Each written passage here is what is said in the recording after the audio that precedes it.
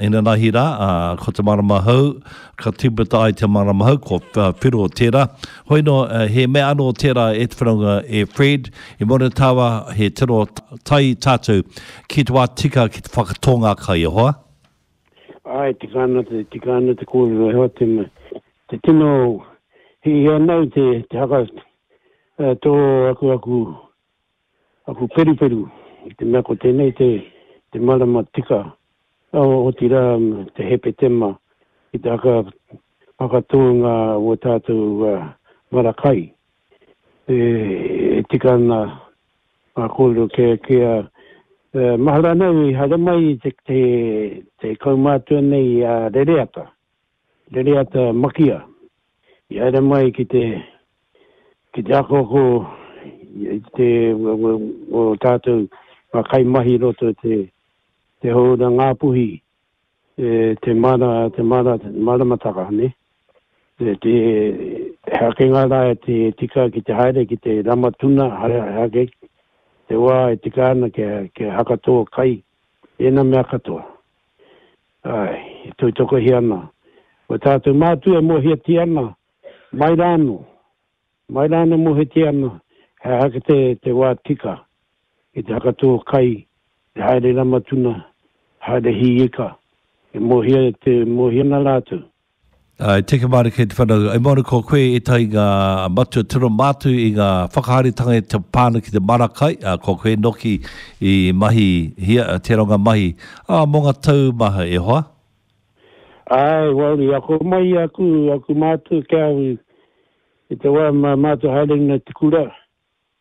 Ka haere mai taku pāpā I te kura ka tikena mātu, ki haere atu ki te ngaku talu I te tomātu mahinga. Te wā hora kau he paihana, I te rāwā hora kau he paihana ki te mea ngā talu. Mātu ko haere mātu ngaku ngā talu. Hea ke te wā tika ki te whakatō ngā wātamereni, ngā kamokomo ne, haere mātou te tiki ngā tūtai kau, I te mea ki roto I te ngā one kia tupu pai ai ngā o mātou kamokomo, mātou waimereni, ena mea katoa. Nā mātou, nā taku matua au e ako.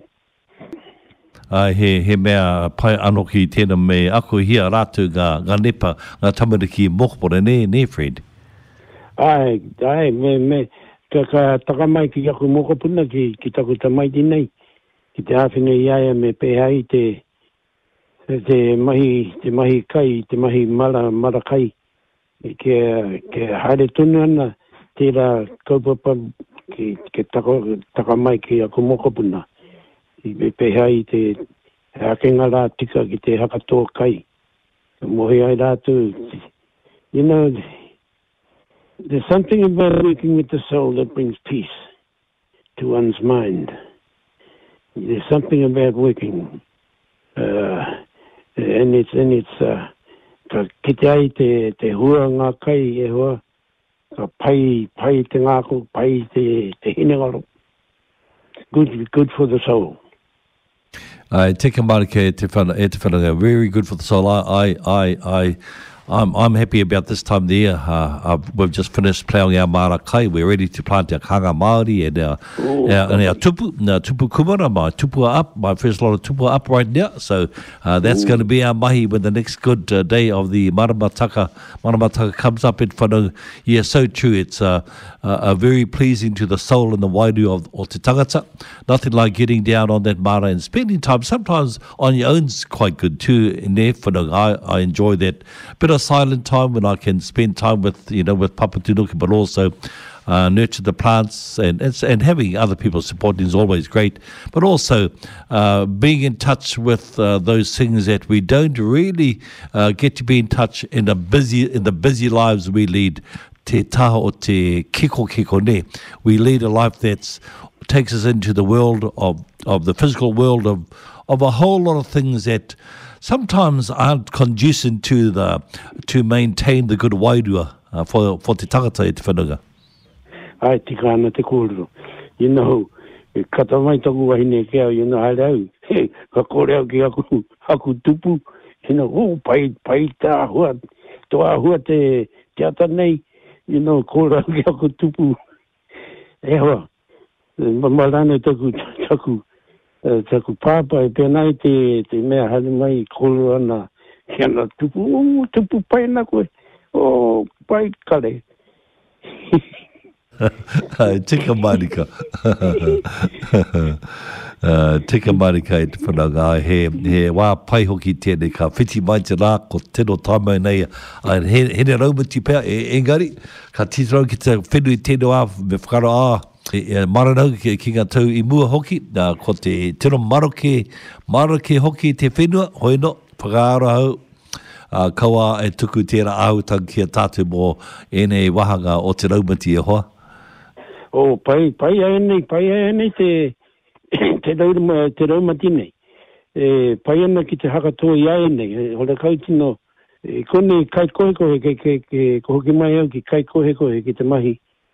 Ka ni te pai ki te hakatua i ai nei. Hora kau tino kahana te ua. Ai, tika marika. Ai, ahua mahana haere ana hoki te papi nai te whananga. Ai, ko te mea tika kia whakatonga kai. Hoina me mihi ano ki kia koe. Mau whakaaro pai ki te hakarong ki tō roi pota mai, tō roi pāna ki te whakatau o rātou, te ngā wāri Māori, me te mokopona nei, te whananga nei, a moko tepenia. Hoina he hari koana mo tēra autang hoino. Ko he mahi nui i mua i rātou, me tautoko hia. Tēnā te mea nui, ne? Me tautoko hia rātou.